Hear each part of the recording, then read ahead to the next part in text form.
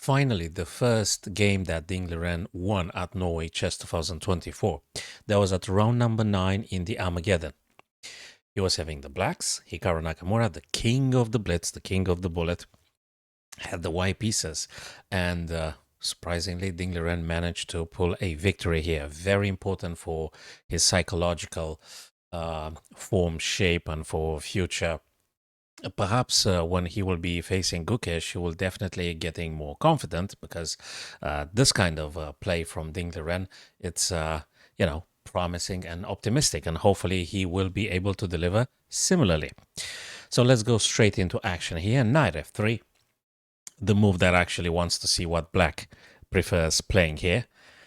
Obviously stop c5, but we're not going to analyze now already Zukitot, so we're just going to go with what they play. Knight f3, d5, not a problem, and e3 here. Okay. Knight to f6, Ding Liren black, Hikaru Nakamura with white, if I haven't said that. c4, challenging the d5 black pawn. And e6 being played here. Also allowing the bishop on f8 to move freely, e6. Knight to c3, develop your pieces. More pressure on the d5 square, but currently it's pretty much defended by black, so you don't need to worry about that one. Therefore, bishop e7, ready to castle Ding Liren here. b3, preparing bishop to b2. So that would be the setup here that Nakamura plans on doing.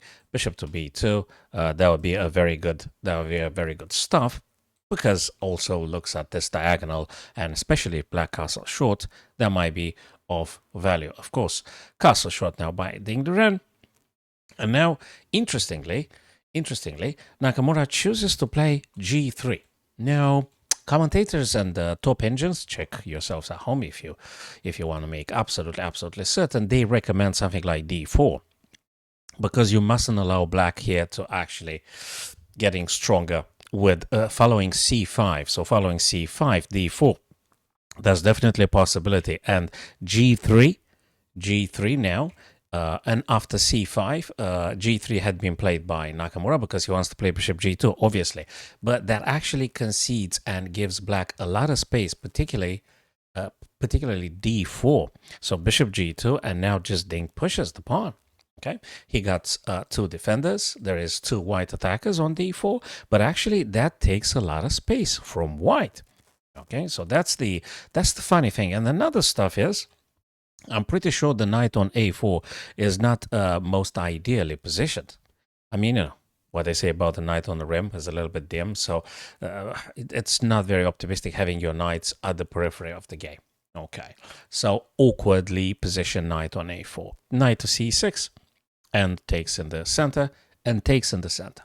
Okay, castles and e5. That e5 move, actually more power over to the d4 pawn, and there's another subtlety here. Frees up the bishop on c8. Potentially you may think about playing bishop g4. Why not? That's another possibility. You can definitely think about that one too. So d3 now to just put a stop. d3 to just put a potential stop to more pawn's advancement on the e file, because that's actually getting quite problematic now. If you allow a black to expand in this fashion, it's just really problematic. So d3 wants to say, okay, hold on a second, let me just stop this pawn's coming down the board, and maybe I'm gonna play my bishop at some point. That's how he fought, because Ding Liren, when he plays h6, he wants to say, you're not gonna get your bishop on g5. I mean, look at white pieces development. I mean, look at that bishop on c1. What exactly are you playing to getting that bishop to? Obviously, those squares are untouchable, and now after h6, you can't even use the g5. So you're really limited. You really limited.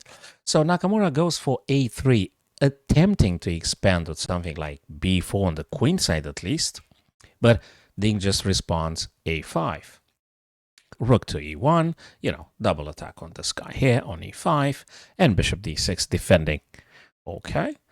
h3 prophylactically now by Nakamura. Again, he was probably worried about a bishop g4 pin, and maybe more, because after bishop f5, Nakamura reveals a very clear intention. g4. Okay, g4 hits the bishop on f5, drops on h7 nicely, defending the king a little bit, and also keeping an eye on this pawn here. Very active, aggressive bishop for black here, for Ding Liren. And looking at the position now, guys, you probably agree that it's just not too many things to do for white, so to speak, here. So they need to generate some counterplay. Yeah, there is the idea with a c5, but g5 actually attacks on the king side. So, and after pawn takes, now bishop to g5, pinning the knight to the queen. So that's a pin. That's a pin. Not the end of the world, as you will see shortly now, because Ding Liren plays incredibly well this game. Rook to e8, further perhaps preparation of advancing that pawn on e5 at some point. c5, attacking the bishop, and obviously there's no point to get a bishop on f8. So you want to keep the bishop here. That's a very active one on the b8, h2 diagonal, bishop c7. And also, if there is any issue with this knight coming here, obviously you're going to take it and you're going to be winning a pawn. So that's important to keep in mind.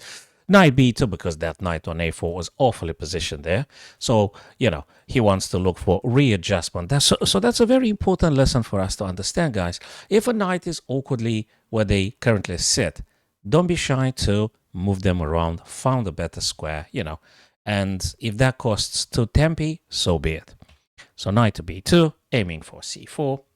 Queen now to d7. Queen moves away from the pin. What does that mean? That now white has the opportunity, which he does do immediately, to mess up a little bit, to mess up the pawn structure defending the black king. Okay, so now we've got double pawns here. But it's very defensible. Knight h4 being played here. And now Ding Liren actually was a little bit not willing to allow white playing queen to g4, checking, and you know, sort of like forcing the queen straight. So for this reason, he pushes f5, also further expanding. Queen goes to h5 though, and king to g7. Knight to c4 goes, you know, on that ideal outpost, so to speak. Bishop to g6, attacking the queen. Knight takes and pawn takes. Queen must move. Queen is being attacked with tempo. Queen has to go away. And queen goes on to f3. Probably some queen to d5. If queen takes, bishop takes, I think white would be happy to do so. So, you know, Ding just actually reply in the correct way, stopping any queen d2. Queen d5 attempt, sorry guys. b4, that's a little bit of a tactic to get the rook to attack along the b file. Pawn takes, and after knight, you're going to play rook to b1, attacking the knight and attacking b7. Okay, and if you want to look at this battery here, it might be something you may want to take advantage of. And now the problem is queen to b7 is a bad move. Mind you, guys, that was an Armageddon. Therefore, it started with 10 minutes for white, 7 minutes for black. So, queen taken on b7, it's not the most well thought move that Nakamura played, as we will see very soon, because knight now is being attacked. That is correct, but it goes on c5. And not just goes on c5, it does attack the queen with tempo. And not just attacks the queen with tempo, it also attacks the d3. And you can't even play queen b3, because obviously the same knight threatens to capture you. So knight to c5 is a really, well, how do we say that? It's a very deadly blow to white here. Definitely queen b7 was a bad move from Nakamura here. And he moved the queen, but d3 had been just taken. Rook e to d, attacking the black knight, and now very nicely e4 here, defending the knight and shutting off the bishop. So that's very much worth putting it into the correct understanding here. So those kind of little moves are very multi-purpose intended, because I love this kind of move. I absolutely love it.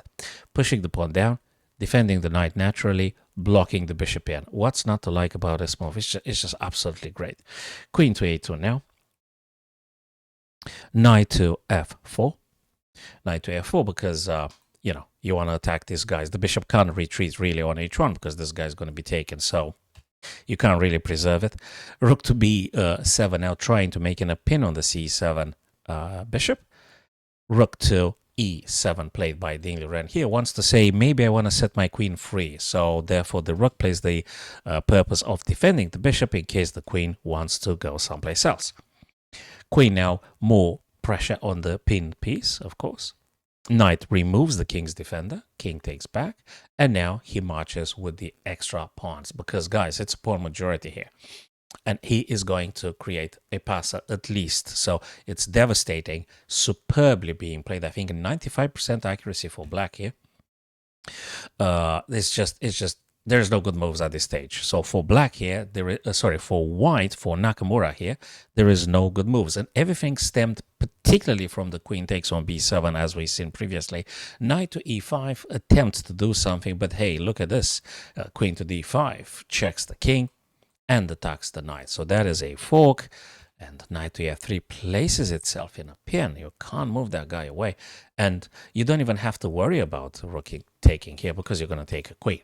So e2, and if the rook were to take, you're actually going to get yourself a queen. And even if it's a check here, you're going to move the king. There is no more check happening because you're just simply going to take queen takes, king takes. That's it. You win.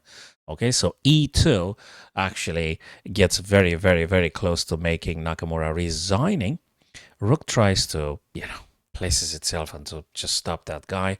But really, the second rook now defends the bishop. He doesn't want to drop absolutely anything. Queen plays on a6. But there's just nothing.